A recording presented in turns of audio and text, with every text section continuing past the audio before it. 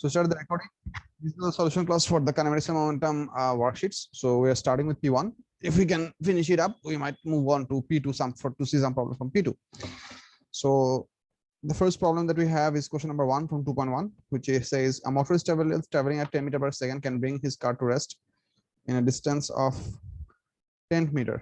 If he had been traveling at 30 meters per second, in what distance could he bring the car to rest using the same braking force? So the idea is over here, if we use the same braking force, the acceleration, which in this case is deceleration, would be same. So for both of these scenarios, the A is a constant. So if we have a look at these numbers over here and take out the question maybe.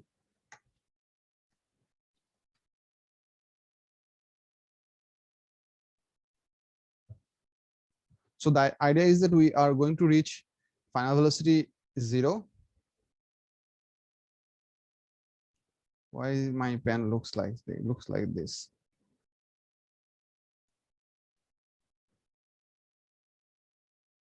আচ্ছা ঠিক আছে সমস্যা নাই।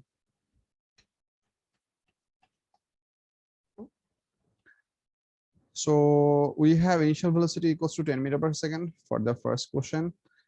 Acceleration is a constant for both the scenarios, and final velocity is supposed to be 0. And the distance that we are provided is 10 meters.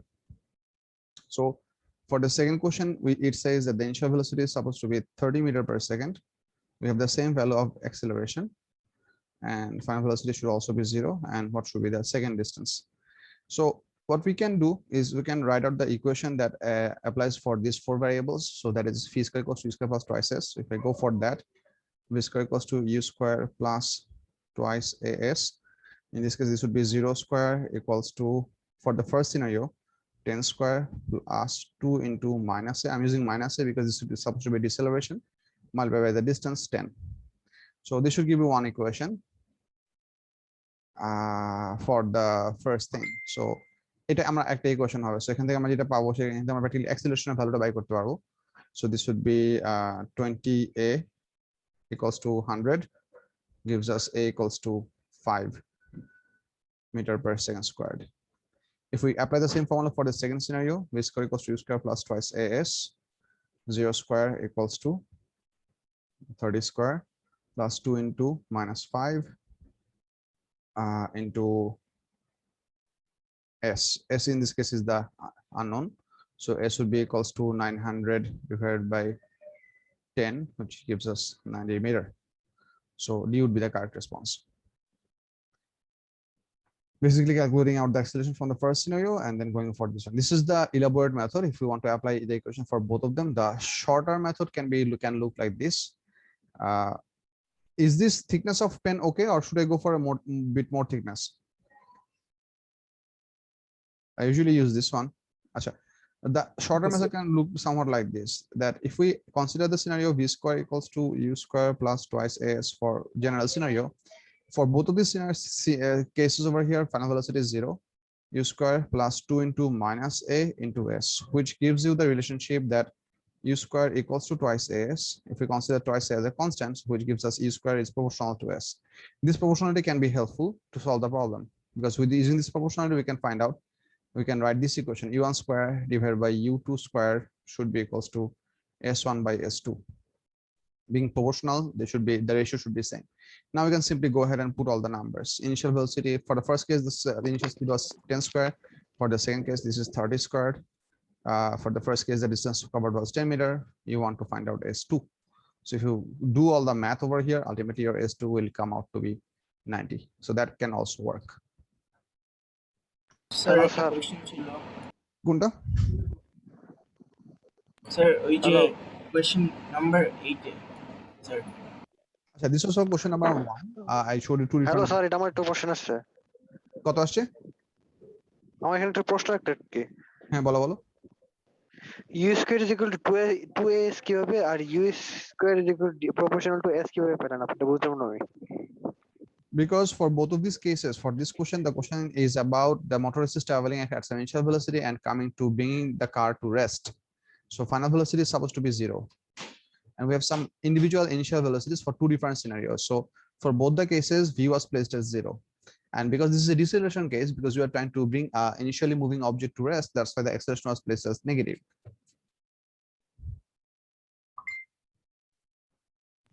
আর ওইটা u square proportional to s কিভাবে পেলেন? I change the side. This is 0 square. I change the side, so u square equals to twice s. I mean, I actually skipped one line here. I could actually write this as 0 equals to u square minus twice as, which can lead up to না this. মানে u square is proportional to s, এটা বুঝলাম না আমি। আচ্ছা, এটা হচ্ছে আমি এখান থেকে এই কনস্ট্যান্ট পার্ট 2 কে প্রপোর্শনালিটি কনস্ট্যান্ট হিসেবে উঠাই নিছি। 2 is a mathematical constant and acceleration is also supposed to be a constant because the question has already told us if the same braking force is used. So if force is constant, braking force is constant, F equals to ma. So if F is a constant, m is by default constant because the question doesn't say anything. The question says that we're using the same car, so acceleration should also be a constant. বুঝছি sir, Sure, thank you. no problem. আচ্ছা, এরপরে তাকি কোনটা বলছো আর হাসান আরেকটা বলছিল। হাসান বলছো কত নাম্বার? 8 sir number. 8 এ স্যার ডিটা কেন হবে, লাইক ডিটা কি ইনকারেক্ট স্যার, ডি অপশনটা? দেখতেছি question number 8 বলছে what is which is the statement of the principle of conservation of momentum. Momentum is the product of mass and velocity. No. Momentum is conserved only in elastic collisions. No. Momentum is conserved by all bodies in a collision. This is the correct response. Momentum is conserved providing no external forces act. Momentum is conserved. The reason B is not acceptable because of this word only. Two properties are the sir, conserved. Sir the sir, আচ্ছা, D হবে কেন? Momentum জি is sir. conserved providing no external forces act. Momentum sir is the answer না sir, like it's just I had a question like yeah, why sure, won't sure. it be? বলতেছি মানে D কেন হইতে পারে না সেটা হচ্ছে তোমার question. Momentum is conserved providing no external forces act. Momentum is conserved So providing D to answer.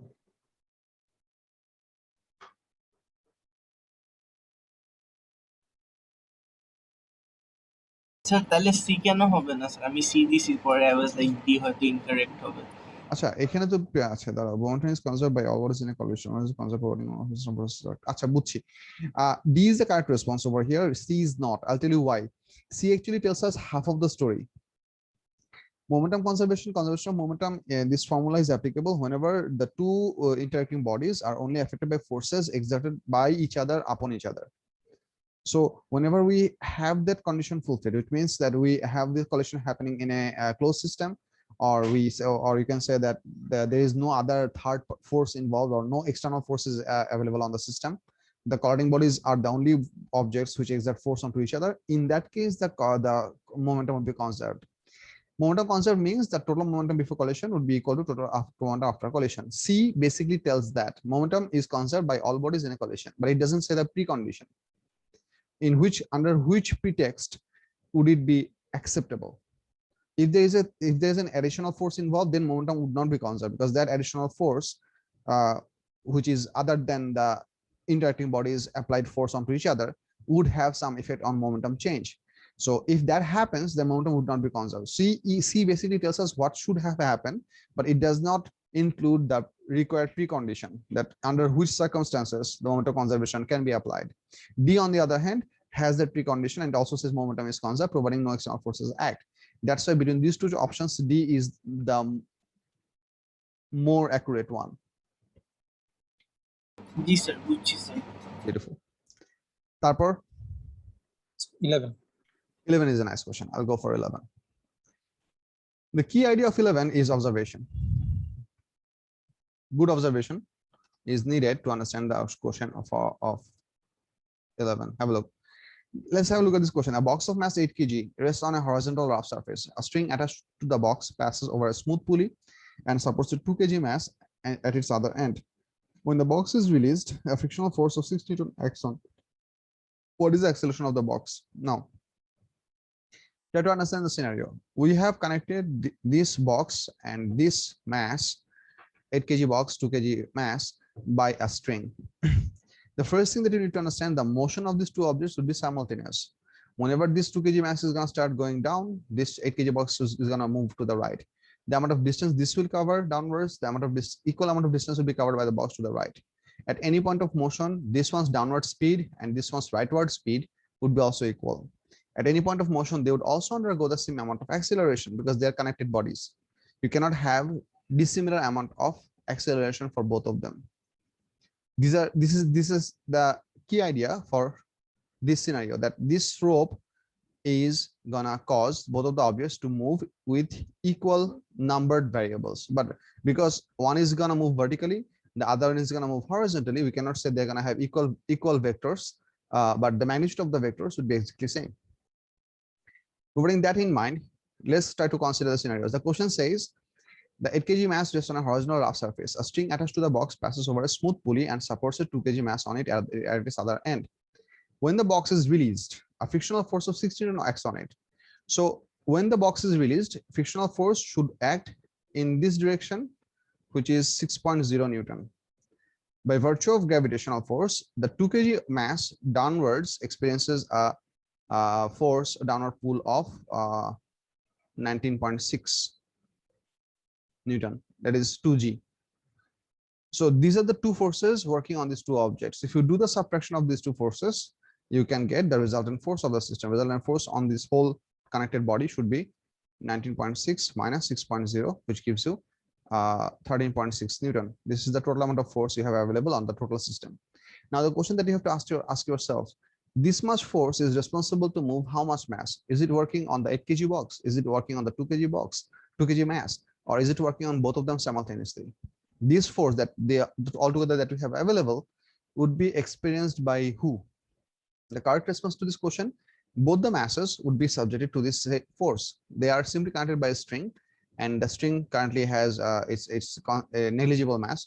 So the total mass that this force would be responsible to move around would be the sum of these two objects, which is basically 10 kg.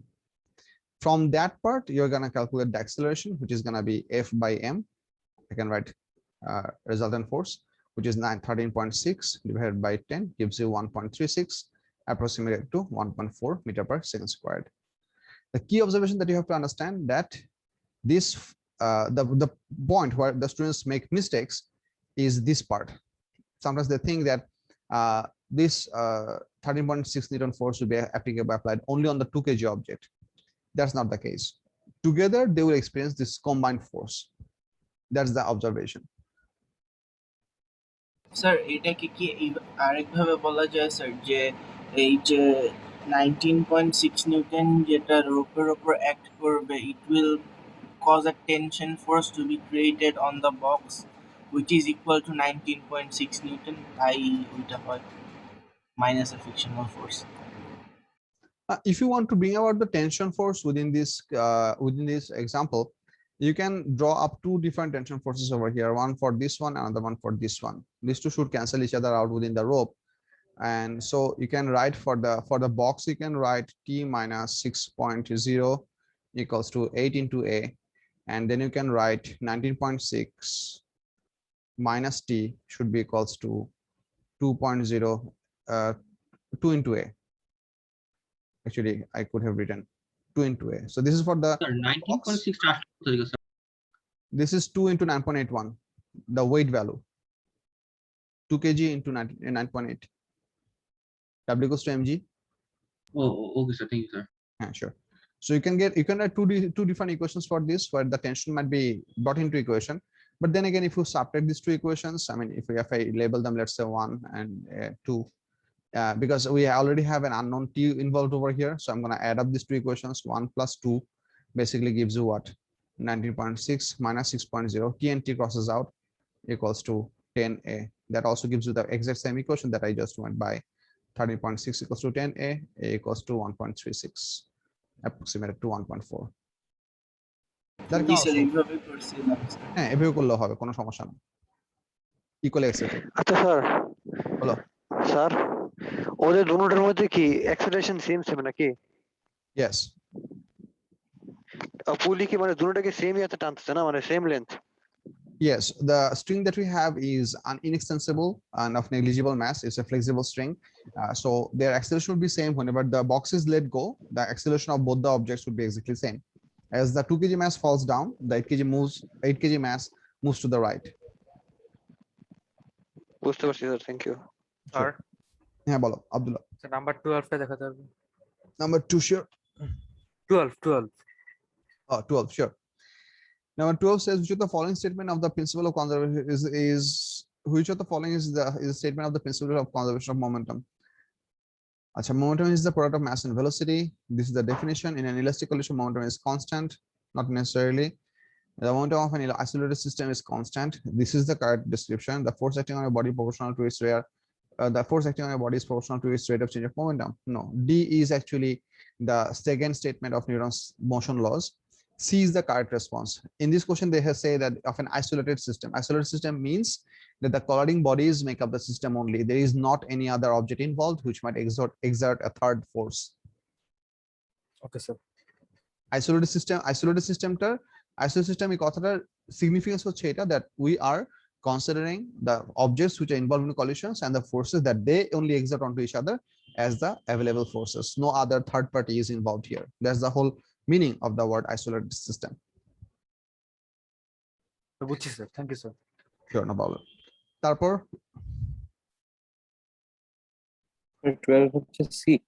13 পারছো সবাই? Yes. আচ্ছা, So 23. Page number 3 তে যাই। Page number 3 কত বলছো? 20? Sir 13 টা একটু help 23. লাগবে স্যার। 13 দেখা লাগছে, তার 13 বলতেছি। A ball falls vertically and bounces on the ground. The following statements are about the forces acting while the ball is in contact with the ground. Which statement is correct? The following statements are about the forces acting on the ball while the ball is in contact with the ground. Which statement is correct? আমরা একটা একটা করে situation জাজ করি। Ball is falling vertically and bounces on the ground. So we are having bounce. এতে বলছে the force that the ball exerts on the ground is always equal to the weight of the ball. This is not correct. I'll tell you why this is not correct.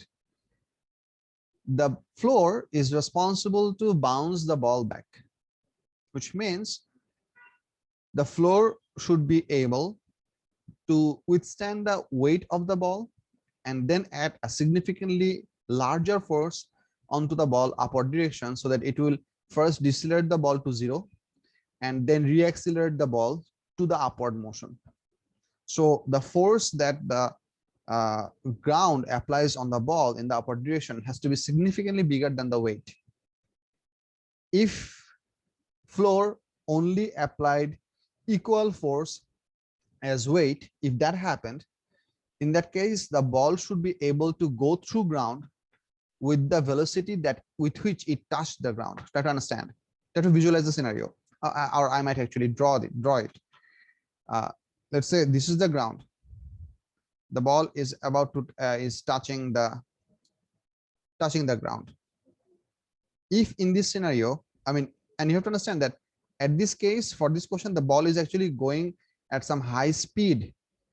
So it has some significant high speed. Let me draw that speed with black. Let's say it is going with some high speed because it is colliding with the ground. If the ground applies on the ball equal amount of force as weight, then the ball would have two equal forces working on it. Downward force due to weight, and upward force equal to weight from the ground. If these two forces were equal, then this velocity would be maintained, which means the object should be able to go through ground with a constant velocity. That's not the case. The question tells us specifically that the ball bounces up, which means this downward velocity should be brought to 0, and then that should be made into an upward velocity. So initially this was downward, and then it has to become upward, which means the upward force has to be significantly bigger than weight. Now you might wonder, where does this bigger upward force comes? This is obvious because this comes from Newton's third law. When the ball hits the ground, the ball actually hits the ground. This contact force with the ground is significantly bigger than the weight. And then the ground applies an equal and opposite amount of force onto the ball in the upward direction. Together, they are the Newton's third law pair. Ball pushes on the ground with a force much bigger than weight. The ground pushes on the ball with a force much bigger than the weight as well. Using that force, the ball actually can bounce above. If you have a look at, so that's why A is not correct. In B, it says the force that the ball exerts on the ground is always equal in magnitude and opposite in direction to the force that the ground exerts on the ball. This is absolutely correct. This is basically known as Newton's third law, which doesn't have any variation. So this option looks correct. I would say this is the correct response, but we're going to look at C and D as well. The force that the ball exerts on the ground is always less than the weight of the ball. This is never true. the minimum force that the ball should exert on the ground is its weight. That's when the ball is standing on the ground. Even when the ball is going through the ground, let's say if you put some let's say bowling ball on quicksand, if you do that, the ball would still apply same amount of force on the ground as its weight. The ground simply wouldn't be able to did I say it right? No, I did not say it right, my bad. If we place a bowling ball, which is considered to be a very heavy ball, if we place a bowling ball onto quicksand, which is movable object, we can penetrate through. In that case, the ball would try to apply its all weight onto the quicksand, but the quicksand being fluidy object, it's actually a fluid. With the quicksand being a fluid, it would not take all the weight. It would take some amount of weight for how much it can actually manage before the particles move away, all the water particles and the sand particles as well. So that part of reaction force would be available from the quicksand, and the amount of remaining force that the object would have out of its weight. Let's say the weight of the bowling ball is 100 Newton. The bowling ball would try to apply 100 Newton force on the quicksand, but the quicksand cannot withstand that much force. So it will only take a portion of that force, the part that it can give back. Let's say the quicksand can give a reaction force of 80 Newton, which means the ball will be exerting 80 Newton force on the quicksand, and the quicksand will give upwards a force of 80 Newton. So out of the 100 Newton weight of the bowling ball, 20 Newton downward force would still be available. So the ball would actually start to accelerate through the quicksand. Then again, whenever it will start to accelerate, it would not accelerate for a very long distance, because the moment any object starts to move faster through a fluid, it starts to experience bigger amount of drag. Drag is basically another name of fluid resistance. So whenever any object moving through a fluid, the type of resistance it experiences because of the continuous collision of the fluid particles is what we call drag. So that force would also start to increase. So pretty soon it will reach terminal velocity. So that's what happens. It never exerts a force that is, it can actually exert a force smaller than its weight, but in that case, the ball has to penetrate through the ground, which was not the case for the question, because the question specifically told us it was the case for a bouncing ball. Indeed says the weight of the ball is always equal in magnitude and opposite in direction to the force that the ground exerts on the ball. The weight of the ball is always equal in magnitude. No, weight is not always equal in magnitude and opposite in direction to the force that the ground exerts on the ball. That's not the case. This is a true case when the ball is stationary on the ground, not for the case for a bouncing ball. If the ball is stationary on the ground, then these two forces, the option just D can be correct. But for a bouncing ball, this is not acceptable. বুঝা গেছে? জি sir. Sir beta আরেকবার বুঝাবেন, B অপশনটা। B also the force that the ball exerts on the ground is always equal in magnitude and opposite in direction to the force the ground exerts on the ball. This is a very simple explanation, or this is a very simple statement. Sir bounce করতেছে কেন back ওইটা? Oh, bounce is happening because these two forces are working on two different bodies. Yeah. Oh, বুঝছি sir. Beautiful. বুঝছি। আচ্ছা, page number 3 তাকি কোনটা জানা বলছিলাম? 16 থেকে 16 দেখবো। Question Which is a statement of the principle of conservation of momentum. আচ্ছা, there has been so many different statement of principle of conservation of momentum. A force is আসলে কি হয়? exchange of momentum of the body upon which it acts. একটু দাঁড়াও। It is in a perfectly elastic collision. The relative momentum of the bodies before impact is equal to their relative momentum after impact. No. The momentum of a body is a program of the momentum of system interaction bodies in a constant power in no external process act. I think D is the correct response. Sir relative momentum বলতে কি বোঝায়? Like relative আচ্ছা হ্যাঁ, relative momentum বলতে হচ্ছে আমি তোমাদেরকে last ক্লাসে রিলেটিভ ভেলোসিটি কি বলে এই যে স্পিড অফ অ্যাপ্রোচ এবং স্পিড অফ সেপারেশনের পার্টটুকু প্রপারলি এক্সপ্লেইন করতে পারি নাই। I actually looked it up and I found the derivation of that expression in one of the web pages. Turned out to be pretty massive for me to remember, and you don't actually need that for your syllabus, but there is a certain part which you need to understand. I mean, just to দেখাচ্ছি।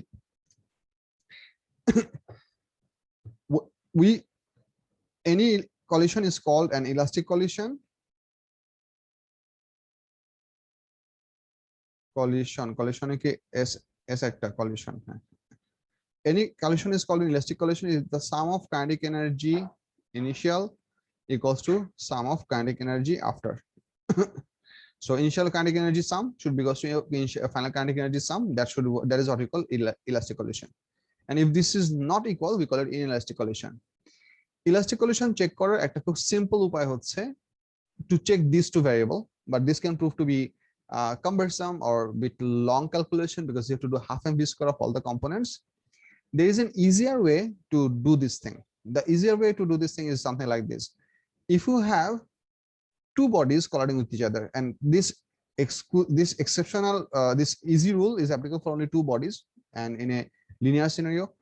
So that is, if for an collision, if speed of approach, you have to understand that we are not using velocity, we are saying speed of approach is equal to speed of separation.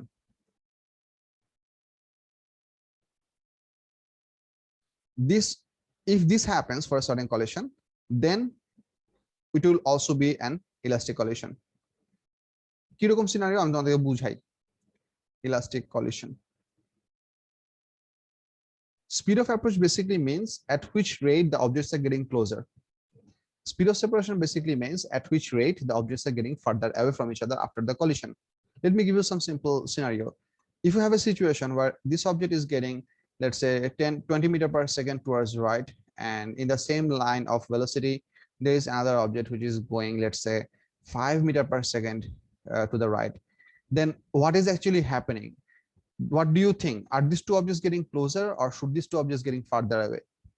Try to use your visualization. They're closer. Closer. The objects are going to get closer.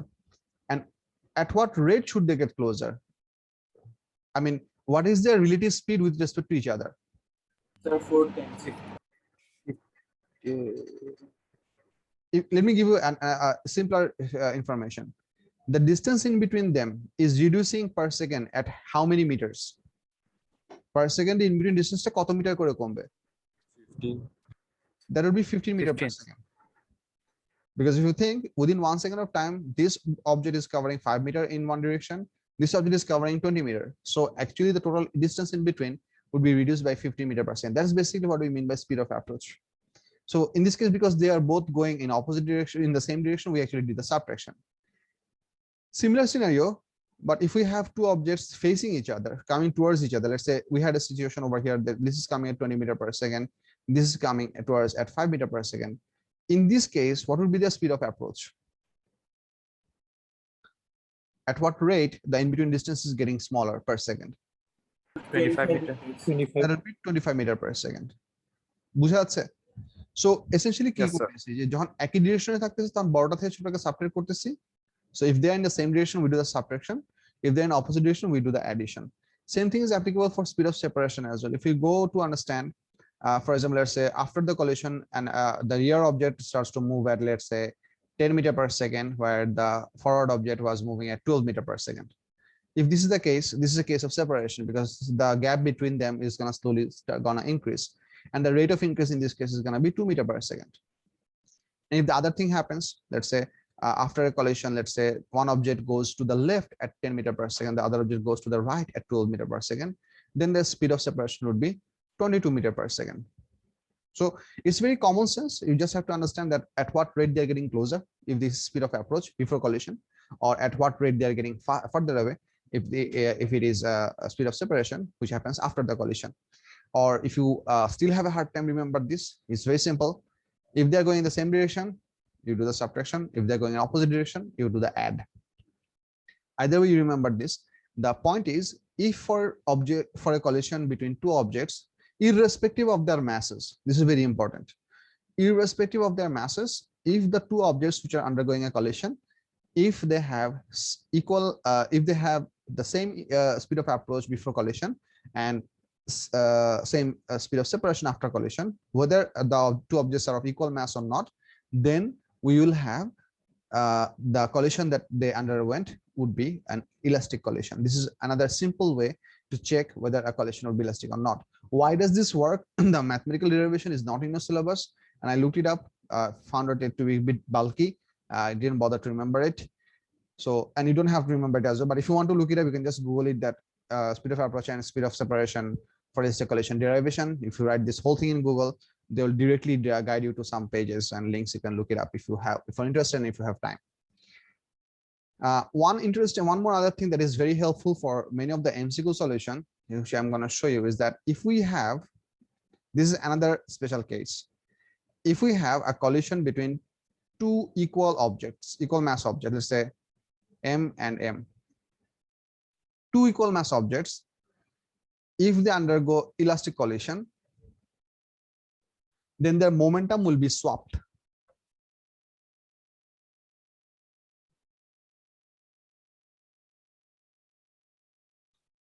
Two equal mass objects, actually I can say, momentum, I can say that their velocities will be swapped because their masses are equal. So momentum swap means basically their velocities will be swapped. What this means, if you have two equal mass objects and the question says that they're going to undergo perfectly elastic collision, they're going to undergo elastic collision, if they mention it in the question, then if before collision, let's say this object was going towards at a velocity of u, this object was going towards this direction at a velocity of v, should I use v, maybe u1 and u2, then after collision their velocities would be, this first object is going to have a velocity of u2 in this direction, and the second object is going to have a velocity of u1 in this direction. The velocities are simply going to get swapped. This happens because of the whole idea of speed of approach and speed of separation.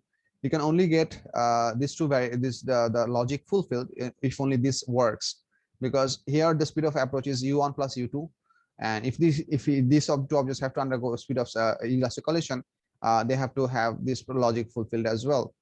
Now, if you wonder that why am I bringing about the idea for masses, I mean, if they didn't have equal mass, then shouldn't it be somewhat else? Well, if the objects didn't have equal mass, then the values would also maintain some number so that the speed of approach and speed of separation might be equal, but they would not be perfectly swapped. For example, if the masses are equal, then you would have perfect swap of the velocities. First object's initial velocity becomes second object's final velocity. First object's initial second object's initial velocity becomes first object's final velocity before collision, after collision. But if you have different mass, let's say if this object was, let's say 3m and this object was, let's say 2m, then also you're gonna have different values of final velocities over here. But even if they undergo elastic collision, but these numbers should be such that the sum of these two numbers and the sum of these two numbers would still be equal, but they would not be exactly the same number. That's the difference. Do you get my point? Sir, এই পার্টটা বুঝিনি, যে লাস্টের পার্টটা। আমি example দেখাচ্ছি, example দেখাইলে বুঝবা। এক্সাম্পল দেখাই, just a minute. Sir, sum of the velocities or mass and velocity together. For I mean, I said I meant that the sum of their speed, because whenever I say elastic collision, so speed of approach should be equal to speed of separation. So the sum of these two numbers, speed of approach, should be equal to the sum of these two numbers. আচ্ছা, আমি কিছু numerical values দিলে হয়তো জিনিসটা একটু clear হতে পারে। কিছু নিউমেরিক্যাল ভ্যালু দেয়া বলি। মনে করো যদি দুটো অবজেক্টের ম্যাস ইকুয়াল হয়, if the two objects have equal masses, perfectly equal masses, then if it's the case that this one has a speed of 10 meter per second, this one has a speed of 15 meter per second, then after collision this will have 15 meter per second and this will have 10 meter per second. This is the case for an elastic collision. But then again, if for a different case, if for an elastic collision these two objects masses are not equal, let's say one of the object has mass of 3m, the other object has a mass of maybe, I don't know, I could give anything, but let's say 5m. And then let's say this object is coming by at a speed of 10 meter per second, and this object is going by at a speed of, let's say, 15 meter per second. Now their speed of approach is 25 meter per second. If the question tells you that these objects are going to undergo these objects will undergo a perfectly elastic collision, then after the collision they would have some speed of their own. This is 3m, this is 5m. This object will be leaving away from each other, but in this case their velocities will not be perfectly swapped. They would be something different, but they would be different in such a way their speed of approach and their speed of separation should be same. For example, if this object gets a value of, let's say, maybe what can I write, let's say 13 meter per second, here the sum would be what, 25, then this object's velocity should be 12 meter per second. I'm just coming up with these numbers randomly. The point that I'm trying to make, that if they have different masses, then the number should not be perfectly swapped. But if they undergo elastic collision, the speed of separation, the speed of approach should be perfectly equal to speed of separation. That's the point that I'm trying to make here. বুঝছো কি বলছি? Yes. So dissimilar mass হলে এটা perfectly match করবে না, আর যদি similar match হয় তাহলে জাস্ট সোয়াপ করবে। সো হুইচ ইজ দা, আমি স্যার এত কিছু স্যার ক্যাচ করতে Sir, পারছি না, what- sir.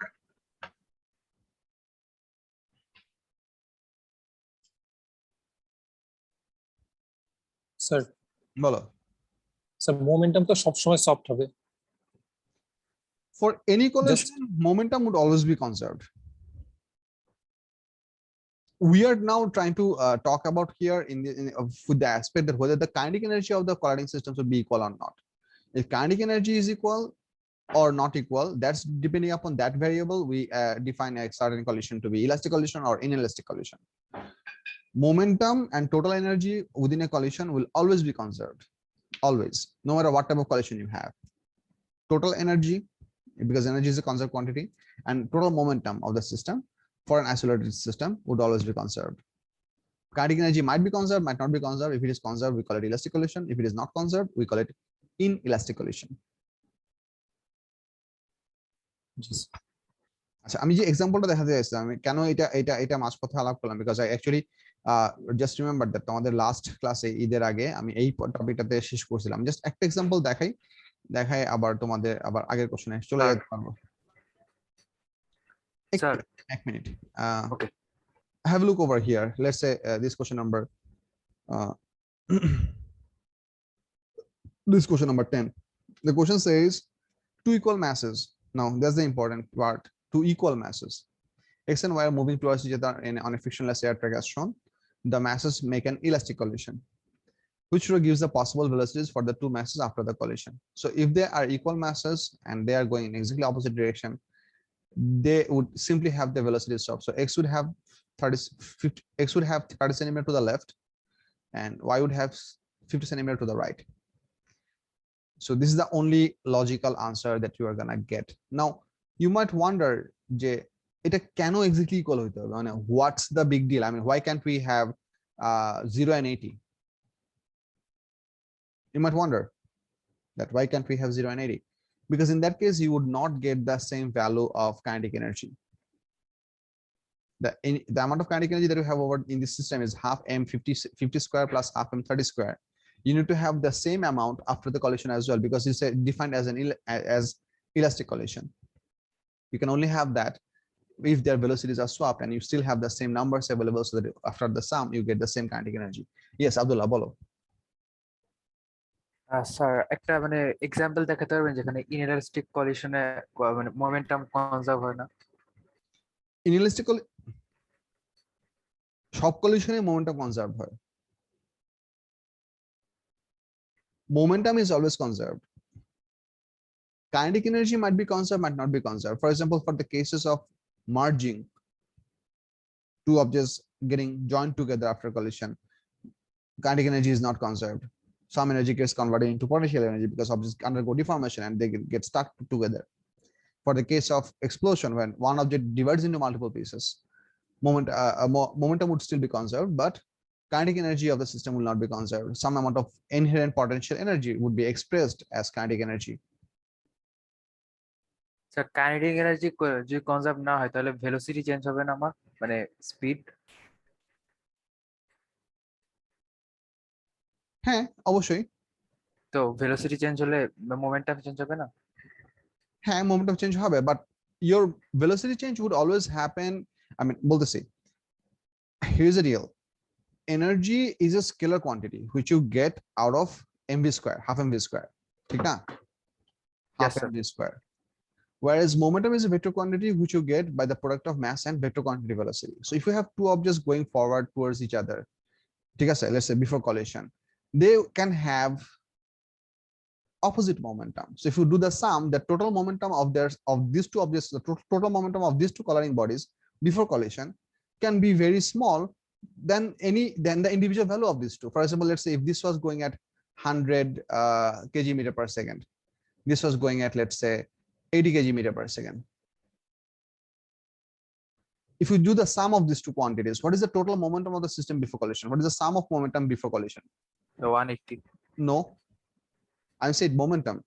If you consider this to be positive momentum, you have to consider this to be negative momentum. Oh, yes, sir. So 20, sir. So 20 kg meter per second. So it's possible that these two objects can very well merge together and eventually keep on moving towards right at 20 kg meter per second. That can very well happen. You will always have the momentum conserved because momentum can be in opposite directions. But kinetic energy, whether it will be conserved or not, that depends upon the mathematical expression of half mv square plus half mv square. So that's a variable that might be conserved, might not be conserved. মানে তুমি আমাকে যে কোশ্চেনটা করছো যে momentum যদি যে kinetic energy যদি কনজার্ভ না হয় তাহলে মোমেন্টাম কেন কনজার্ভ হবে? Because kinetic energy is done with each individual speeds, half mv square irrespective of direction plus half mv square irrespective of direction. But momentum is not calculated that way. Momentum is calculated with respect to their direction. So that way your mathematics is not done in the same procedure. বুঝছি, sir. Clear হইছে? Yes, sir. Beautiful. Sir তাহলে ওই MCQ এর অপশনগুলোতে যে ছিল যে ইনএলাস্টিক collision momentum is কনজার্ভড, so এটা আমরা রাইট আনসার কেন ধরি নাই? ইনএলাস্টিক কলিশন মোমেন্টাম কনজার্ভ হয় তো কোথায়? ওই যে page number 1 elastic collision, elastic collision sir. হ্যাঁ স্যার, ওই যে কনজারভেশন ওখানে একটা ওয়ার্ড ছিল অনলি। ওখানে একটা ওয়ার্ড ছিল অনলি। আমি দেখাই তোমাকে, দেখলে ক্লিয়ার হবে।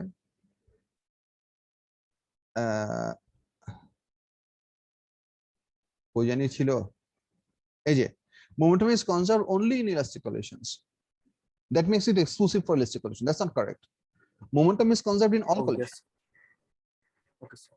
ঠিক আছে? সিমিলারলি মনে করো যে আরেকটা কোশ্চেন আছে, এই যে এখানে বলছে হচ্ছে বি নাম্বারে in an elastic collision momentum is constant. This is not essentially true. It's not only constant in an elastic collision. Momentum is constant, or you can say the total momentum of the system is constant, provided no other external forces work for any type of collision. It doesn't have to be elastic or inelastic. Momentum will be always conserved because it comes from the formula of Newton's third law. বুঝাতে পারছি? Yes, sir. Beautiful. আচ্ছা, let's go further from the point that I actually moved off. এখানে যেন কোথায় ছিলাম? Sir 16 আচ্ছা, 16 কি বুঝা গেছে এখন? স্যার রিলেটিভ মোমেন্টাম বলতে তো এটা ধারণা খুব বুঝলাম না। আচ্ছা, in a perfectly elastic collision আসলে বলছি, in a perfectly elastic collision the relative momentum of the bodies before impact is equal to their relative momentum after effect. আচ্ছা, এটা অবশ্যই কারেক্ট আনসার না, but what does it actually mean?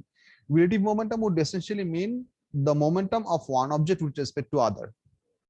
মানে হচ্ছে আমি একটা এক্সাম্পল তোমাকে দেখাই। Let me draw up an example to make sense. Let's say আচ্ছা, আমি এখানে একটা এক্সাম্পল আঁকছিলাম, সেটা ইউজ করলেও হয়। মনে করি এখানে যে এক্সাম্পলটা দেখাইছিলাম, let's say two objects are colliding with each other. This object is going to the right at 100 kg meter per second momentum, and this object is going to the left with 80 kg meter per second momentum. Now, if you want to consider that, what is the momentum of this object with respect to this object? So relative to this object, what is the momentum of this one? So if you consider this object to be, if you try to measure this object's momentum while sitting on this object, what would be the momentum that you would observe? That's what we mean by relative. Now, mass is a part of momentum calculation, but if you're trying to measure the relative momentum, you have to measure the mass of this object multiplied by the relative velocity between them. That's how it's going to work. I mean, you cannot directly do delta mv because mass is not the variable that changes the mass essentially affects the momentum, but whenever we use the term relative momentum, it means that what is the momentum of one object with respect to the other.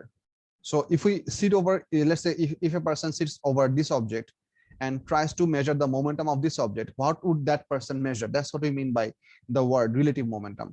So if a person is sitting over here, that person would measure this object is approaching him at a speed of 180 meter per second. No, I cannot actually say that because I didn't get the individual velocity values. Relative momentum calculate করার system আমি জানি না। I actually sir don't. এটা কি এইভাবে বলা যায় sir যে একটা object if two objects undergo inelastic collision it is not necessary যে the ratio of the momentum after the collision will be the same compared to the ratio of momentum before the collision of the two bodies.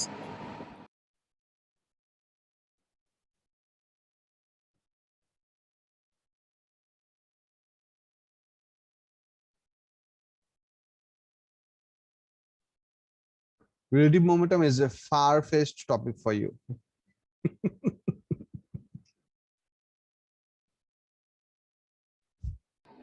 Sir, relativity sir, Relative momentum is a far-fetched for কি করবো আমি এই এমসিকিউটা এটা তোমাদের লাগবে না general sir relative মানে কি মানে রিলেটিভ ভেলোসিটিস রিলেটিভ মোমেন্টাম রিলেটিভ মানে কি বুঝছো আমি স্টাইলিশ লাগতো আমার জাস্ট ওই জন্যই মনে বলতাম আইনস্টাইন ইনভেন্ট করছে না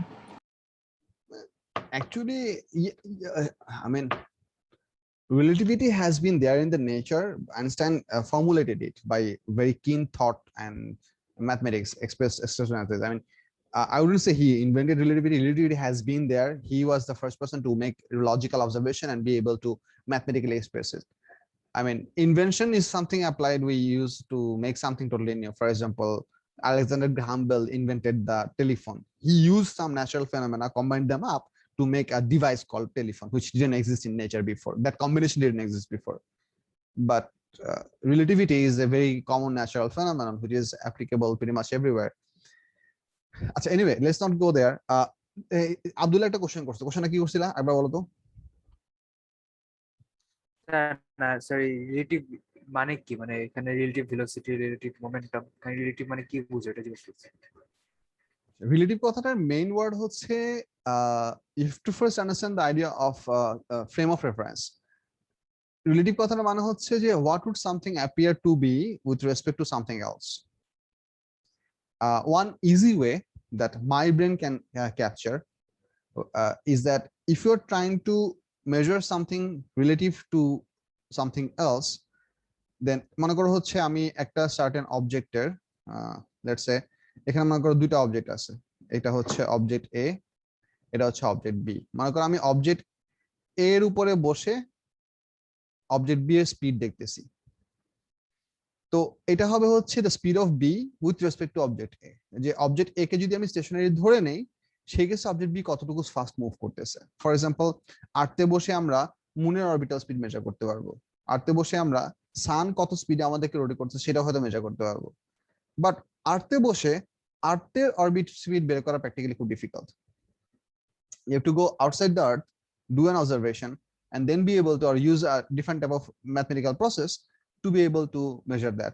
Frame of reference basic idea হচ্ছে যে if you want to measure something from while observing the object outside, because it is one of the things that is very important that observing an object from within itself is pretty much impossible.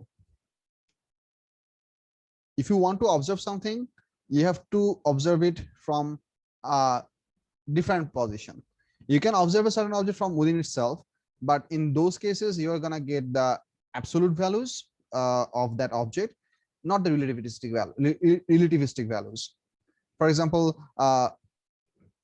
I mean the actual movement path of the whole solar system is actually spherical, because let's say the sun is going this way and all the planets are going this way, and bigger planets are having bigger spherical pathway, so there is a certain animation for this. But you can only see this whole pathway if you are actually farther out in the galaxy system and look at the movement of the sun for a very long duration. So I mean, how the solar system should look like actually really will depend on from which point of view you are judging the solar system.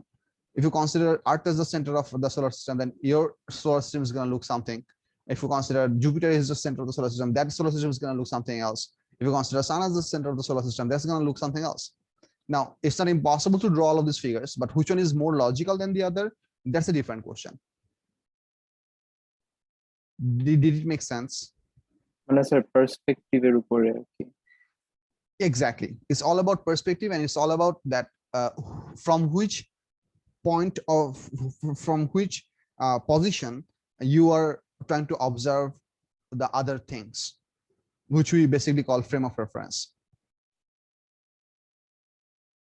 Abdullah কিছু বুঝা গেছে? বুঝছি sir. আচ্ছা, এটা খুব এটা আমি তোমাকে যেটা বললাম সেটা the part that I just told you is it's a very what can I say মানে very it's not a very vividly detailed view. A frame of reference actually have a much more bigger mathematics related to it. I just told you what I understand and could articulate in as a very low level physics teacher. So yeah, moving on.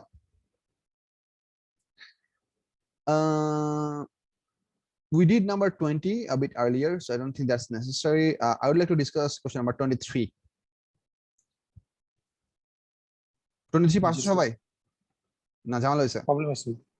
একটু ঝামেলা হওয়ার কথা। 23 টা একটু discuss করছে দেখো। The question says, in order that a train can stop safely, once again, we are trying to stop a train. তার মানে আমাদের ফাইনাল ভেলোসিটি কি হবে? 0. Important bit, একটু পরে কাজে লাগবে। In order to that a train can stop safely, it will always pass a signal showing a yellow light before it reaches a signal showing a red light. Drivers apply the brake at the yellow light, and this results in a uniform deceleration to stop exactly at the red light. The distance between the red and yellow light is x.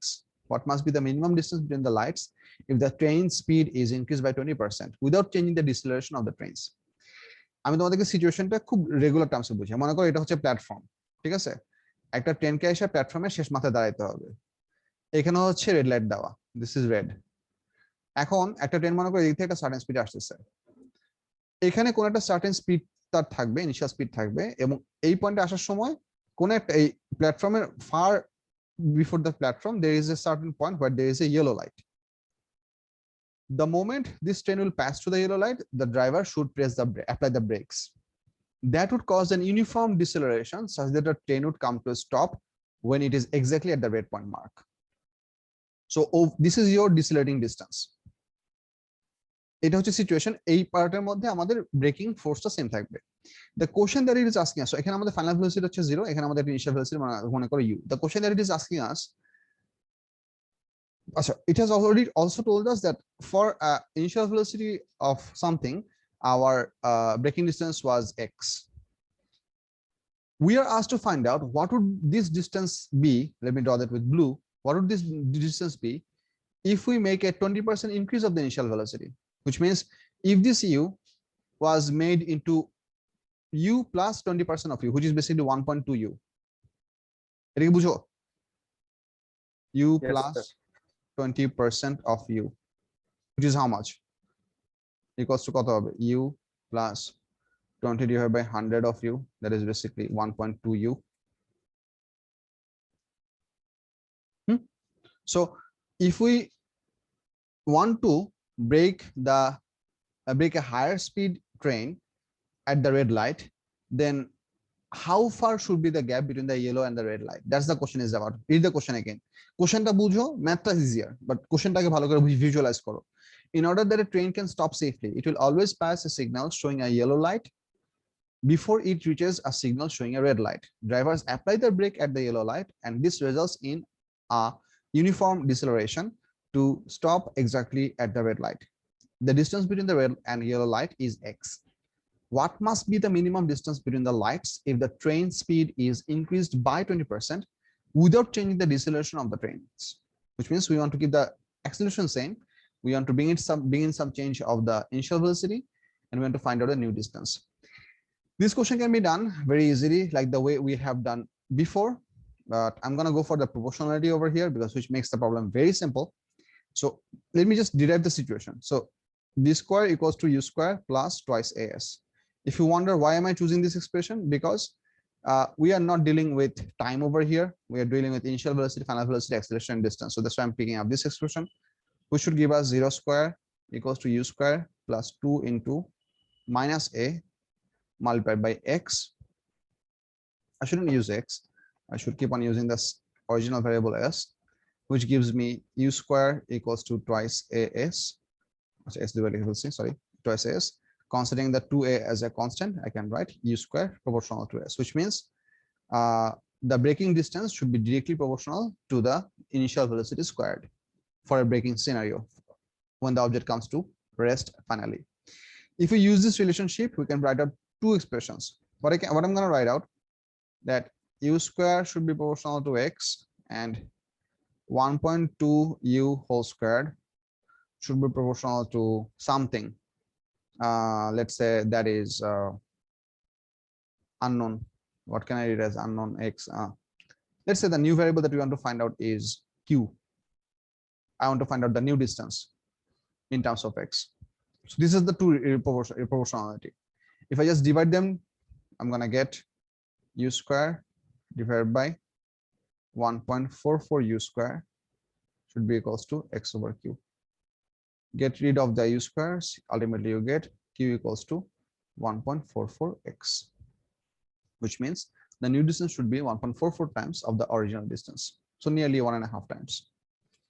So only a 20% increase requires about 50% increase in the distance to be for safe for the car to stop safely. This is why this is the basic idea of the question. I'm just extending the discussion a little bit. This is why high-speed accidents tend to be really drastic, even for a little bit of increase of speed. I mean, let's say a car having a head-on collision with a wall or with a tree or with a pole at, let's say, 60 meters per second, 60 kilometers per hour, and let's say another car having a collision at, let's say, 80 kilometers per hour, you might only have a difference of only 20 kilometers per hour speed, but the amount of destruction between these two cars is going to be massively different, because the amount of kinetic energy of these two cars will be also massively different. One object is going to have, let's say, half m 3600, that is 60 squared.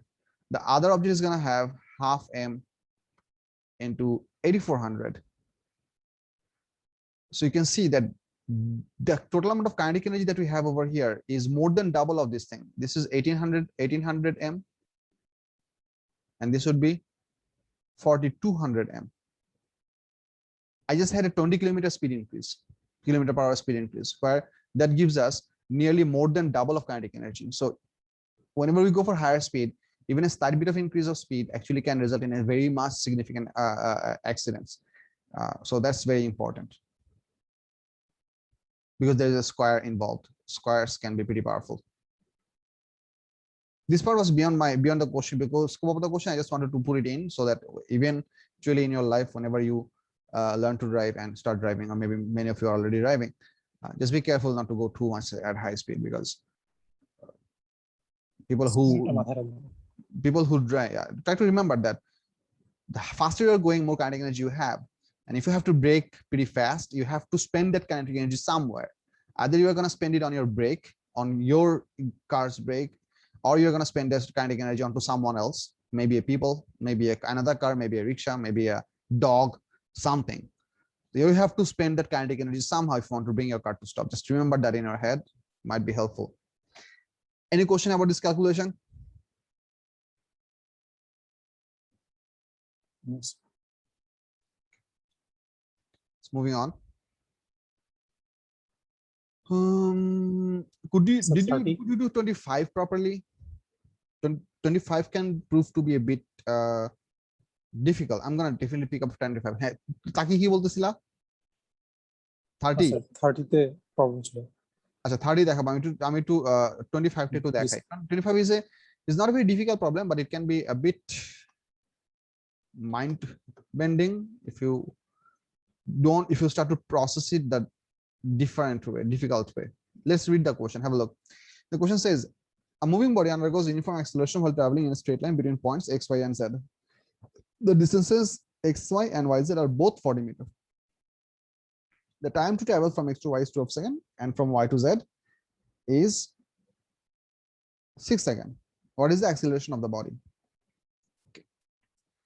Now, the reason I'm trying to show you this problem is that there are two different ways to approach this problem. One is the easier way, the other one is the difficult way. Let me show you. The scope of this question looks like this. Let's say this point x, point y, point z. Both of the distance segment are 40 meters each. Question tells us the object is undergoing uniform acceleration through this entire segment. Acceleration is constant. It only gives us the time value. To cover from x to y, it takes 20 seconds, 12 seconds, and to cover from y to z, it covers 6 seconds. It says nothing else. The question is, how much is the acceleration? This is our question. Now, the most common mistake students do, they assume initial velocity was 0. Nowhere does the question say initial velocity was 0. So you cannot do that. If you do that, you will definitely get wrong answers. So you have to assume some value of initial velocity. So let's say you didn't do that mistake and you consider that there is an initial velocity u, which you don't know.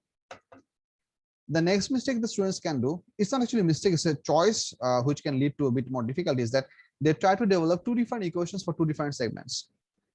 Now here's the deal, have a look. Let's say this is the speed at u. So I can write for this segment that 40 equals to u into 12 plus half a 12 squared. Do you recognize this equation? Yes. This is s equals to ut plus half at square. এই ইকুয়েশনটাকে আমি xy সেগমেন্টের জন্য লিখলাম, xy সেগমেন্টের জন্য লিখছি. Now if some student want to write this same equation for the yz, exclusively yz situation, sometimes they mess up the equation like this. Let's say they are going to write it for yz and they're simply going to write 40 equals to u into 6 plus half into a into 6 squared. Now this is where they messed up. Why they are messed up? Because for this doing, they're assuming that the initial speed over here was u and the speed at the point y was also u. This is a very common mistake. I'm showing you this to you so that you don't do this mistake. So this is not going to happen, because as the car travels from x to y, this is definitely undergo some amount of velocity change. So you wouldn't have the same velocity over here. A correct way to do this problem, this equation altogether is wrong. This is wrong equation. A correct equation would be, if you did calculate out what should be the final velocity at this point, and then use that velocity for the initial velocity of the yz segment. What I'm trying to tell you is that the final velocity of the xy segment should be the initial velocity of the yz segment. So if someone tries to do that, they can do this problem. That can look somewhat like this. What do you think would be the final velocity over here? That should be u plus 12a. ঠিক না? Think about it. আচ্ছা আমি দেখাই করে দেখাচ্ছি. If we want to find out the final velocity of this point, initial velocity of the segment was u. It underwent through an acceleration of a for 12 seconds. So v equals to u plus at. এটা না? তো তার মানে হচ্ছে এখানে final velocity কি হবে? u plus 12a. এইটুকু যদি তুমি ম্যাথ করে নাও, তারপর তুমি ইকুয়েশন লেখো, এই ইকুয়েশনটা ভুল, তারপর যদি তুমি ইকুয়েশন লেখো, for example now if you write that yz equals to 40 equals to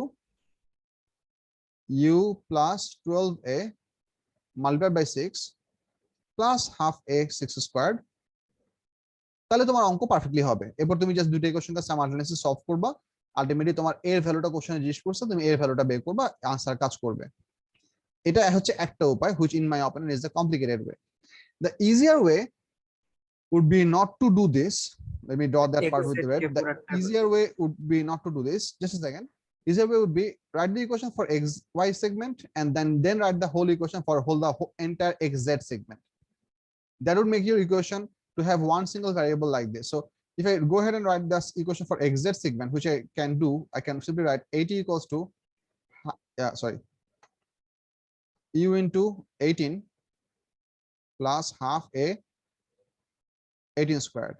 Now you have two very easy looking equation. Practically speaking, if you go this way, and your math is correct, you're still gonna end up with the same value. But I personally find writing up this equation much too simpler, because here you just have to calculate another variable, final velocity, and be careful to do that. So all that you have to do right now is to solve these two equations simultaneously and find out the two unknowns u and a, and you are asked to calculate the value of a over here. I'm going to leave you to solve this equation on your own. এটা একটু solve করো যারা এই প্রবলেমটা করো না, এই equation দুটো কপি করে সলভ করে দেখো আনসার কোনটা হয়। I'll give you 5 minutes and I'll take a break. Be right back in 5 minutes. The recording and go into some more problems. We had a question for question number 30, was it? Yes, sir. The question says a bicycle brakes so that it undergoes uniform deceleration from a speed of 8 meters per second to 6 meters per second over a distance of 7 meters. If the deceleration of the bicycle remains constant, what further distance it will travel before it coming to rest? So this is the similar problem that we did a bit earlier. Just we have to use numbers over here. I'm going to show you the figure for this one, which would be easier for you to understand. It starts with 8 meters per second. So this is what is happening. Let's say this is the bicycle. It is going to decelerate and let's say it's coming to stop over here. So this is the point where final velocity equals to 0. So at the beginning, it was undergoing 8 meters per second. After covering some distance under deceleration, it comes to 6 meters per second. And this distance over here is 7 meters. The question is, how much would be this? So once again, you can go up with the same equation that 0 square equals to, if I go for the first segment, sorry. If I go for the first segment, I mean, I can go for the way I'm going to solve this problem. I'm going to write the equation for this part first, then I'm going to write the equation for the whole thing afterwards. And I'm going to try to solve it for, let's say this, the unknown distance is x. So it's going to look like this. 6 squared equals to 8 squared plus 2 into minus a into 7. That's your first equation. And the second equation is going to look like 0 square equals to 8 square plus 2 into minus a into 7 plus x. So এই equation থেকে a বের করবা, এটাকে এই ইকুয়েশনে বসাবা, বসা এই equation থেকে x বের করবা। If you drop the figure of a question, it would always become more visual for you and you can solve it the problems much too simpler. বলো তাকি বুঝছি স্যার। ঠিক আছে। You do understand why I placed minus a, right? Yes, deceleration. For deceleration, beautiful. You could also place positive a over here. Simply in that case, the value of a would become negative, and in that case, you have to place that negative value over here.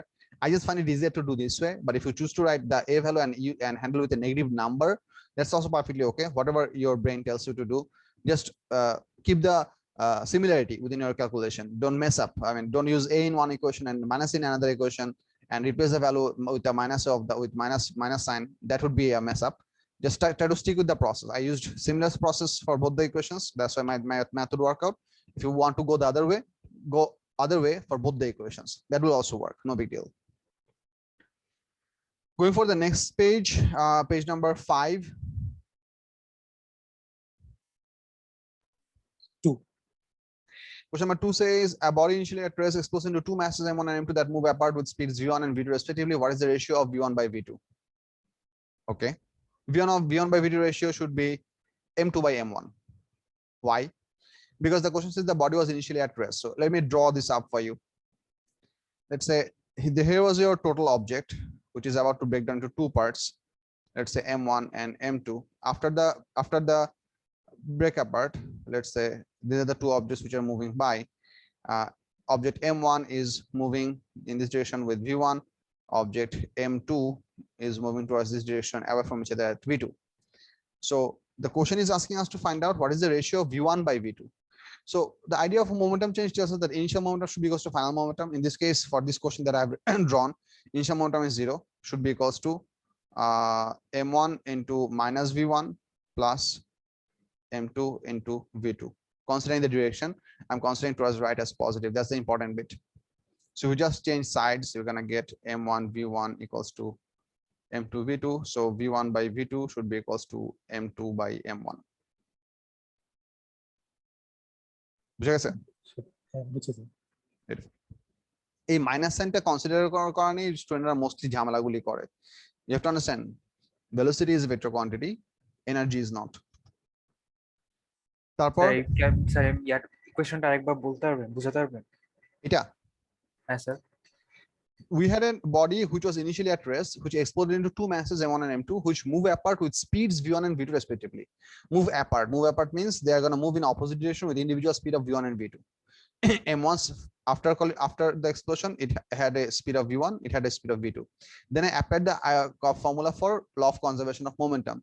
Before the break off, the object was altogether stationary, so total momentum of the whole thing was 0. It was stationary. So m1 into 0 plus m2 into 0, total mass was having 0 velocity, so total initial momentum was 0. The final momentum, considering towards right as a positive direction, has a total momentum of m1 into minus v1, because this is towards left and this is towards right. That's how I drew my figure. So m plus m2 into v2. So we did the side change and then find out the simple ratio of v1 by v2. Yes, sir. বুঝছি sir. ঠিক আছে। তারপর 21. 21, we can go there. এই কোশ্চেনগুলো more or less simple, খুব বেশি difficult না, provided you know what is happening. দাঁড়াও একটা জিনিস একটু দেখি, এখানে কোশ্চেন নাম্বার 12 এ কোনো ঝামেলা নাই। হ্যাঁ, এই কোশ্চেন নাম্বার 12 এর মেইন প্রবলেম হচ্ছে যে সাইন কনসিডার না করা। If you consider the initial incoming velocity to be positive, the final velocity should be negative. So when we're trying to find out the delta v, that should be minus 30, minus 20. So that's important to consider for this question. 13 parso.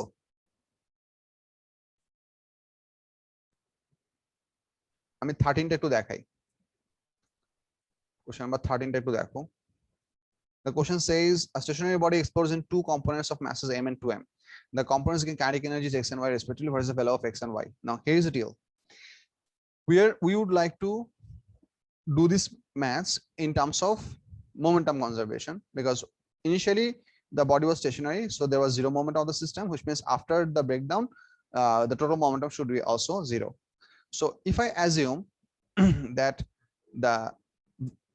after the breakdown the velocity of this object is, let's say, u, this object's velocity should be half u.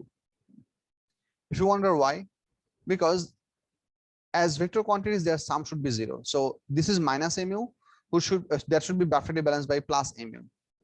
So what I'm trying to show you is that because the object divided into two mass portions, one is double to other, so the smaller segment should have double the speed of the mass segment, so that their products would be perfectly equal to each other.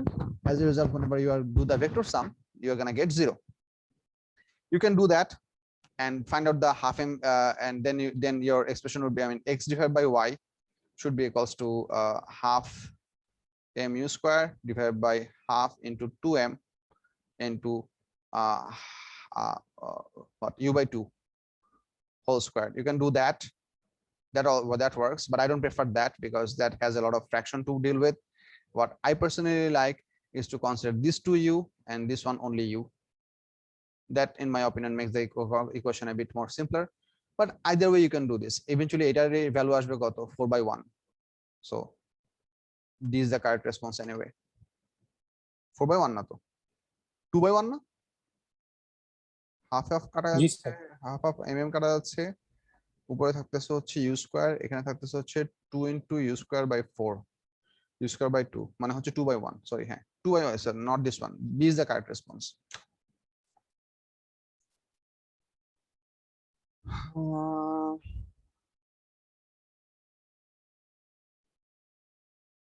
More or less সবই simple. Sir B, sir আগেরটা একবার just দেখাতে পারবেন? Sure.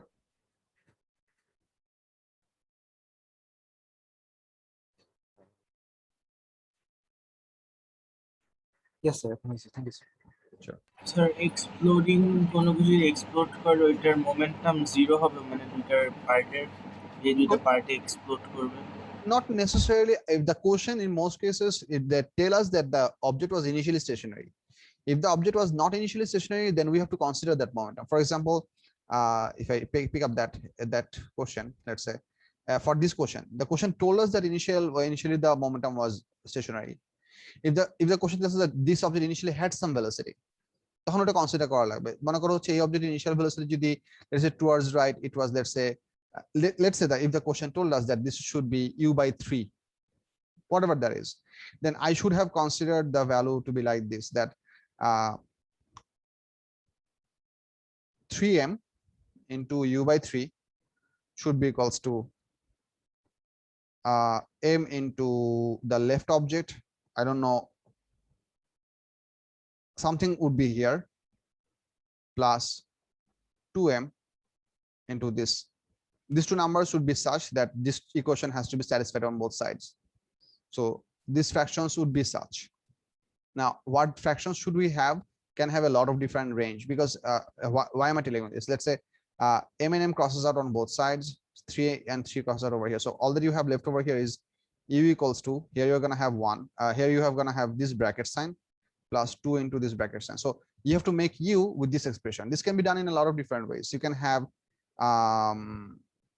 and you have to understand this would be negative, so you can have minus u by 2 over here, and you can have another number that matches u, which should be how much, 2 into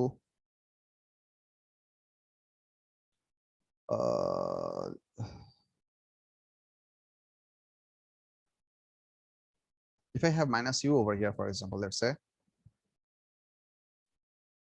this should be how much?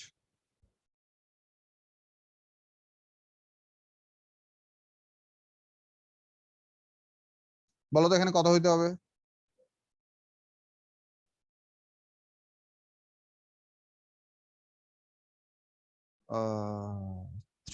Three না, এখানে হইতে হবে শুধু you.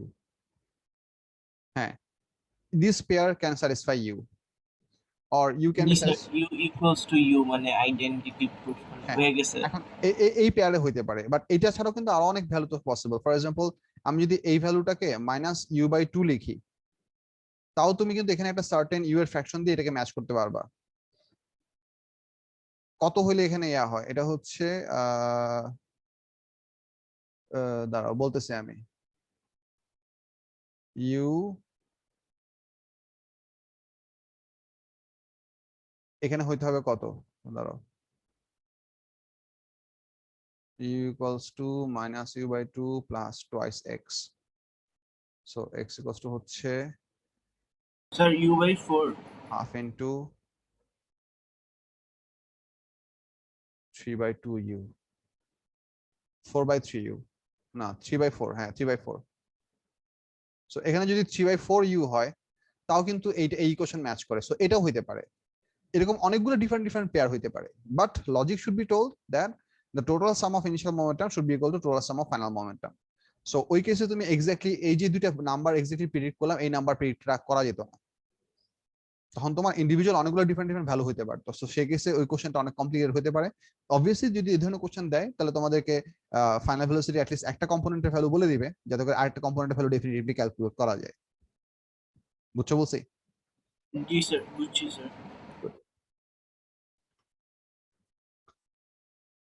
তাকি কোনটা বলছিল? 21? জি sir. হ্যাঁ 21 এখন পারবা? 21 এর কোশ্চেনটা পড়ো। আমি তো আগে রিলেটিভ স্পিড আর রিলেটিভ ভেলোসিটির কথা বলি নাই, সো ওই জন্য তখন এটা কঠিন লাগছিল, এখন পারবা। Two spheres approach each other along the same straight line. The speeds are, here is the deal, these are all speed values. Okay, so the speeds are u1 and u2 before collision.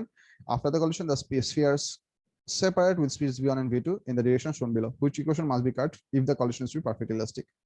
So speed of approach should be equal to speed of separation. Before collision, the speed of approach is u1 plus u2 because they are approaching together. After collision, this should be v2 minus v1 because separation would always happen, so that the further object should have a bigger speed. So have a look which one has that.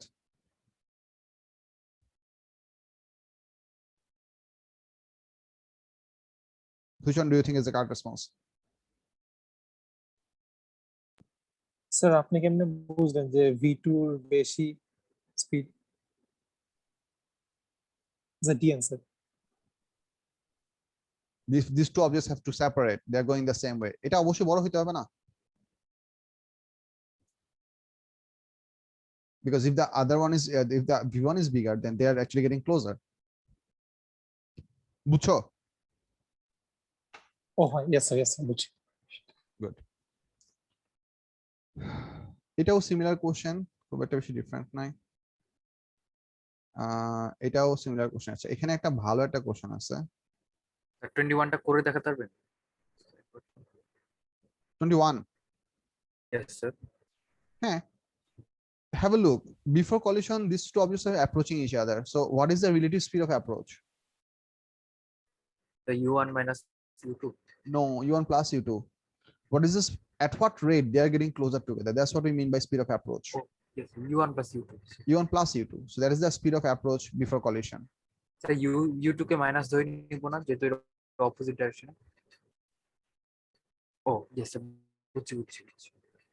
আর তুমি যদি এগুলোকে vector হিসেবে ধরো, সেক্ষেত্রে you can find out the difference of the you can find out the actually vector হিসেবে ধরতে গেলে ওই জিনিসটা ক্যালকুলেশন ঝামেলা হয়, because whenever we are considering the this concept, the statement goes like this, that this is their speed of approach should be equals to speed of separation. Velocity is not included. We use the term speed of approach because we try to find out the speed of one object with respect to each other, or to be more accurately, before collision at what rate they are closing on, and after collision at what rate they are getting farther apart. That's the idea that we use for speed of approach and speed of separation. বুঝছো?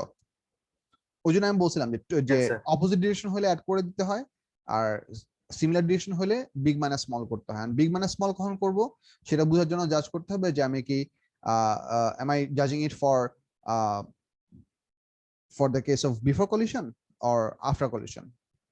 Before collision হলে সামনেরটা হচ্ছে speed কম, পিছনেরটা speed বেশি। After collision হলে সামনেরটা speed বেশি, পিছনেরটা speed কম। Sir বুঝছি sir. এখানে আরেকটা question আছে that is pretty interesting, which is not mathematically derived but conceptually derived. দাঁড়াও বাই করিয়া কোশ্চেনটা জানি কোথায় আছে। আচ্ছা, এটা একটা ভালো কোশ্চেন। আমি ভালো বলতেছি কারণ হচ্ছে এই কোশ্চেনটা it can look challenging but it's actually quite simple. Here is one of the things that you have to consider. Have a look at this question. The diagram shows two spherical masses approaching each other head on at an equal speed u. এটা হচ্ছে question number 31, worksheet question number 31. The diagram shows two spherical masses approaching each other head on at an equal speed u. One has mass 2m, the other one has mass m. Which diagram showing the situation after the collision shows the result of an elastic collision? An elastic collision property হচ্ছে speed of approach এবং speed of separation same হইতে হবে। এই সিনারিওতে speed of approach হচ্ছে, I'm going to write in short word, speed of approach হচ্ছে 2u. So তোমাকে by করতে হবে যে among these four options which one gives the speed of separation that is also 2u. So এই সিচুয়েশনে এই দুটাকে অ্যাড করতে হবে, এই সিচুয়েশনে এই দুটাকে অ্যাড করতে হবে, এই সিচুয়েশনে এই দুটাকে সাবট্রাক্ট করতে হবে। এটা কখনোই ইলাস্টিক কলিশন হবে না because they got stuck together. স্টাকিং কেসেসে কখনোই ইলাস্টিক কলিশন হয় না। আর তুমি করে দেখো যে কোনটাতে তোমার 2u আসে। This should give you u plus 5u by 3, which is 6u by 3, ultimately 2u. এখানে আসবে হচ্ছে 2u plus না,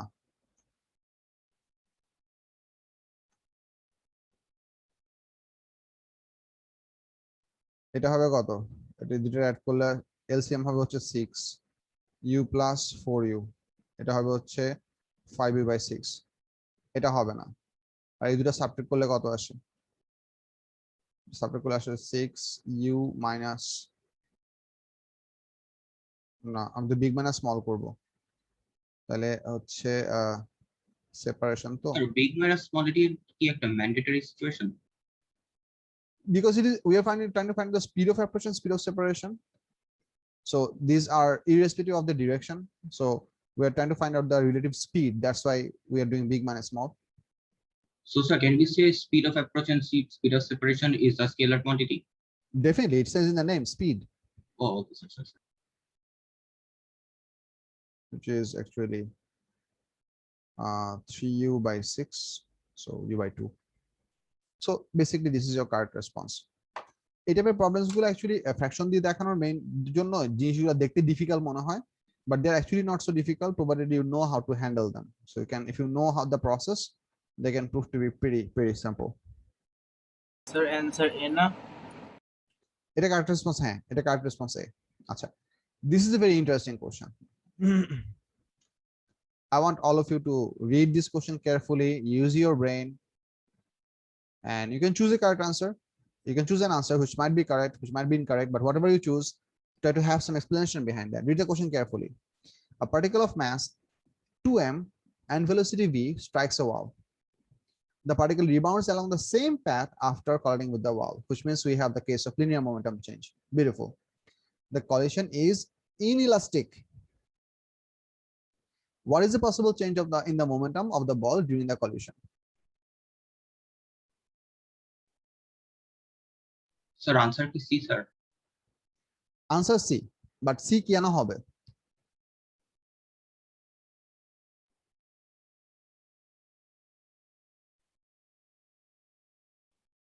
Sir, একটা শুধু কোশ্চেন কই স্যার। বলো বলো, sure. স্যার পারফেক্টলি ইলাস্টিক যদি হতো স্যার, তাহলে কি এটা কি মানে হাফ হয়ে যেত আই মিন দি মোমেন্টাম? না, তখন পারফেক্টলি ইলাস্টিক হলে মোমেন্টাম চেঞ্জ হতো 4mv। ও sorry sorry sir, perfectly inelastic sir. and perfectly inelastic বলতে কিছু নাই। perfectly elastic হয়, inelastic মানে inelastic। inelastic, there is nothing as perfectly inelastic. Okay sir. আচ্ছা, আমি কয়েকটা সিনারিও তোমাদের সাথে আলাপ করি, try to understand. একটা হচ্ছে the question says the collision is inelastic. There is no straightforward mathematical way to find out the correct answer for this. You have to go trial and error. Let me show you why you have to go trial and error. This question has to be solved logically, not mathematically. The ball is coming, the ball is of mass 2m coming towards the wall at a speed of v. Let's say towards right is positive, which is perfectly all right. So initial speed is v. If it was elastic collision, then the rebound velocity should also have been v. In that case, the total momentum change would have been 2m into minus v minus 2m into v. Final momentum minus initial momentum, considering the direction. So that should give you minus 4mv. This is the amount of momentum change, magnitude of momentum change that you would have get if it was elastic, which means this is the maximum momentum change you might get. No loss of kinetic energy. So this is possible for elastic collision. This is not the case. So 4mv is not going to happen. How about the other options? Here's the deal. Let's consider another scenario. If it so happened that the 2m mass ball came in towards the wall with a speed v, and after collision it got splattered on the wall. Let's say this was an egg. It got splashed on the wall, or maybe a water balloon. Then what would have been the momentum change? Final momentum 0, initial momentum v. So what would be the momentum change? 2m into 0 minus 2m into v. That way you would get a total momentum change of 2mv, which means if the ball did get squashed on the wall, splattered on the wall, then you would have momentum change of 2mv. If the ball had elastic collision, you would have a momentum change of 4mv. The question says that the particle rebounds along the same path. So we have a rebound. The particle did not splatter. So you cannot have 2mv as your answer. 2mv can be the answer if the ball perfectly gets splashed on the surface. If it rebounds in this direction, the momentum change should be bigger than 2mv, because you're going to have some number over here. Then again, the momentum change amount cannot be exactly 4mv, because that would be the value for elastic collision. The question says inelastic, which means the amount of momentum change delta p should be bigger than 2mv but smaller than 4mv. এই logic ডেভেলপমেন্টটা বুঝতেছো কিনা দেখো। This is the important part.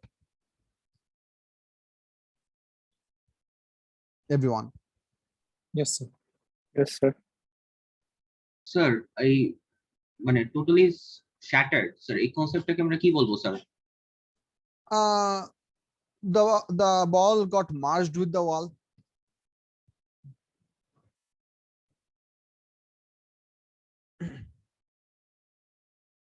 the ball got merged with the wall.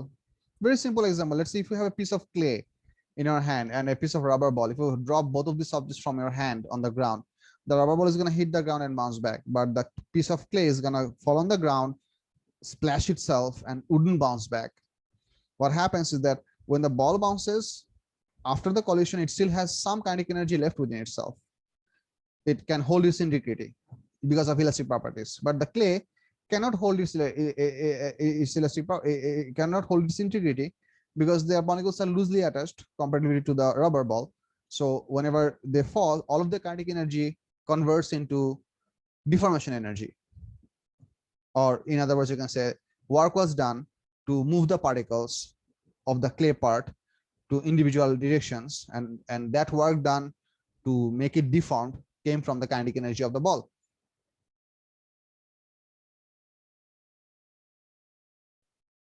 Yeah, Hasan, তুমি যেটা লিখছো সেটা হইতে পারে। For that scenario, you have to consider towards left as negative. That's also okay. I mean, towards right as negative. ওটা করলেও হবে, সমস্যা নাই। জি স্যার। So এই কনসেপ্টটা ক্লিয়ারলি বুঝা গেছে কিনা? Yes, sir. সো এখন আমাদেরকে দেখতে হবে যে এই রেঞ্জের মধ্যে আমাদের আনসার কোনটা আছে। ইট জাস্ট সো হ্যাপেন্স এই রেঞ্জের মধ্যে আমাদের 3 MV আছে, ওই জন্য সিটাকে আমাদের কারেক্ট আনসার দিতে হয়েছে। This answer could also be 2.5 MV, this could be 2.1 MV, this could be any number that is slightly bigger than 2 MV, that is slightly smaller than 4 MV. This doesn't have to be exactly 3. This is not the exclusive answer of this question. This could be any number bigger than 2 MV, not bigger than equals to, bigger than. It has to be bigger than 2 MV, it has to be smaller than 4 MV, and that's your correct option. And this option doesn't come by a mathematical calculation, it comes by logic, that you have to consider two terminal values that could possibly not happen. Yes, bolo Abdullah. আচ্ছা, আমি এটাকে এমন ধরতে পারতাম না যে এখন V এর কোফিশিয়েন্টটা 1, কোলিশনের পর কোফিশিয়েন্ট 1 এর নিচে চলে যাবে, তো অমনে করে করতে পারতাম না, তাহলে 2 থেকে 4 এর মধ্যে থাকতো, মানে তুমি কি যেহেতু কাইনেটিক এনার্জি লস হয়ে যাচ্ছে। তুমি কি রেস্টিটিউশনের কথা বলতেছো?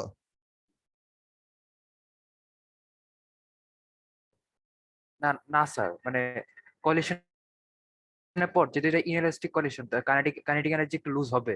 সো এখানে ভি যেমন ইনিশিয়ালি কোফিশিয়েন্টটা 1 ভি এর ঠিক মানে যেহেতু কাইনেটিক এনার্জি লুজ হবে, তো ভি এর কোফিশিয়েন্ট 1 এর নিচে চলে যাবে। হ্যাঁ, you can also judge it by that. Yeah, perfectly okay. হ্যাঁ, I totally get your point. হ্যাঁ, ওইভাবে চিন্তা করতে পারো, that also makes sense. Okay. আচ্ছা, I just want to ask one thing. Angelica Ribeiro, are you in the class? Are you doing the class? Yes, sir. You never asked me any question. You've been with us for a pretty long time, but do you get all the discussion that we have? Yes, sir. I'm just bugging you I'm because understanding. I'm just bugging you because you haven't been with us in our O levels, so I don't know how much you get our classes by, because I have never received any question from you ever. Sir, some of the questions are similar, so I rather did not answer. Okay, fine. I really appreciate that you are with us. Just feel free to ask questions if you have any. I really appreciate that.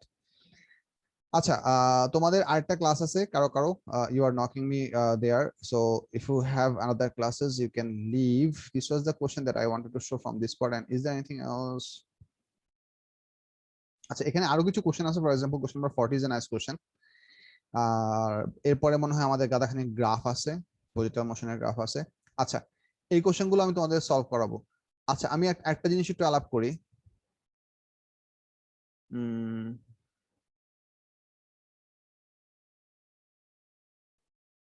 তোমাদের কি school খোলা? Sir এই 8 তারিখে খুলবে sir. কয়টা থেকে?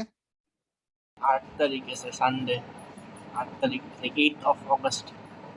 আচ্ছা, এটা তো মাস্টারমাইন্ড গেল। আর অন্যান্য কোন স্কুল? চ্যানেল খোলা। চ্যানেল কয়টা থেকে কয়টা পর্যন্ত ক্লাস হয়? স্যার ডিপেন্ড করে তো। Okay, that's a very complicated question. Latest হচ্ছে মানে একদম লেটেস্ট হচ্ছে মনে হয় 2:30। আচ্ছা, না স্যার, লেটেস্ট বোধহয় 2 লাস্ট। আচ্ছা শোনো, তো তোমরা একটা জিনিস দেখো, সেটা হচ্ছে থার্সডেতে সকালে তোমরা কোনো ক্লাস করতে পারবে কিনা। Like can you find a 2 hour slot থার্সডেতে? It could be any time, let's say 8:30 to 10:30, 8 to 10, 9 to 11, or 9:30 to 11:30. Give us any, কারণ যেহেতু মাস্টারমাইন্ড বন্ধ, সো সাইন্ডেলের পোলাপান তোমাদের টাইমটা আলাপ করি, আমি গ্রুপে এটা আলাপ করবো, যদি পসিবল হয় তাহলে থার্সডে আমি একটা এক্সট্রা ক্লাস নিতে যাচ্ছি। 8 to 10 possible. 8 to 10 possible? The science Yes, will sir. do. Saina, হ্যাঁ তুমি বলতেছিলা, কি যেন বলছিলে Saina? No, I have class on 8 to 10. মানে স্কুল? Yes, sir. আচ্ছা তুমি কোন স্কুলে? ইএসএস? Final. আচ্ছা, UKs are in different groups. Okay. How about any other slot? Like maybe if, when do you get by? Hassan, you can leave. Bye, sir. আচ্ছা, regular class শেষ, আমি এখন timing নিয়ে আলাপ করতেছি, সো আই এম গোনা